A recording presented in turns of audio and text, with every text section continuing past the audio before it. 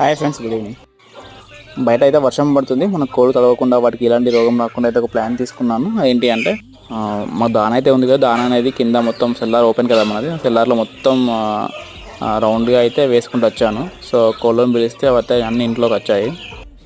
ఇంట్లోకి వచ్చి తినడం అయితే తింటున్నాయి, కానీ ఇవి తినడం కన్నా ఫైటింగ్ ఎక్కువ చేసుకుంటున్నాయి. సో అట్లీస్ట్ ఇవి దాన అయిపోయేంత వరకైనా కూడా బయటికి పోకుండా తడవకుండా ఉంటాయి. సో దీనివల్ల ఏంటంటే మన కోళ్ళకి ఎలాంటి డిసీజ్ రాకుండా ఉంటుంది. Please like and subscribe.